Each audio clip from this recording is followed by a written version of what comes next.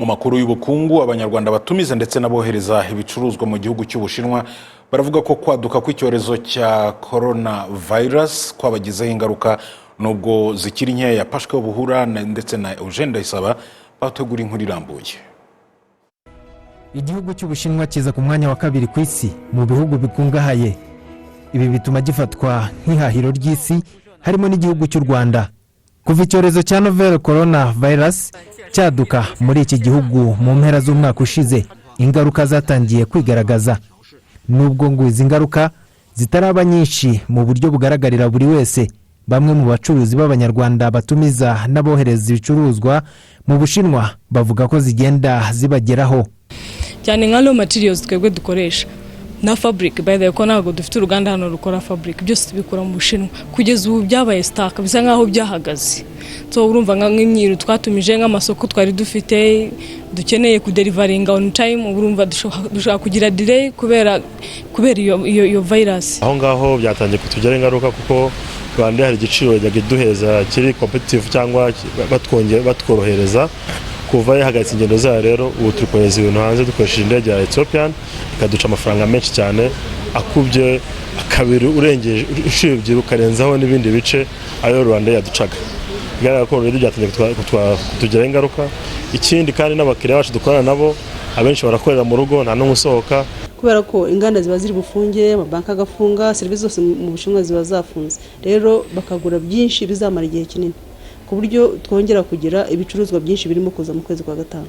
Bijya mu kwezi kwa kane, kwa gatatu, kwa kabiri biba birimo kuza, tuba tubifite byinshi.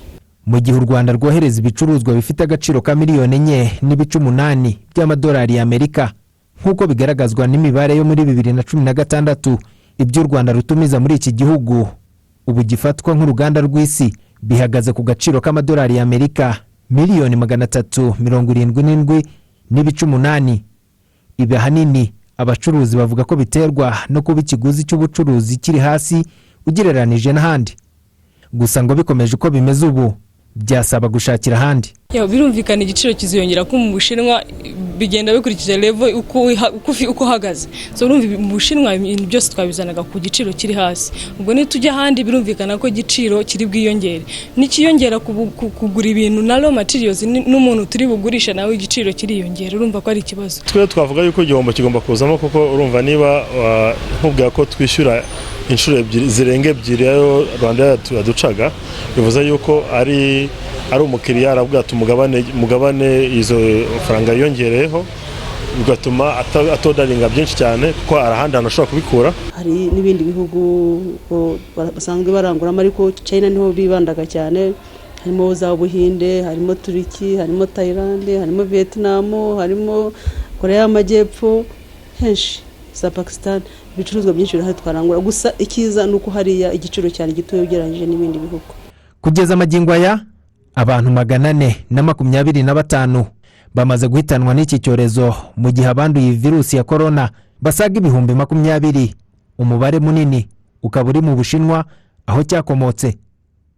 Pashka Buhura, Televiziyo Rwanda.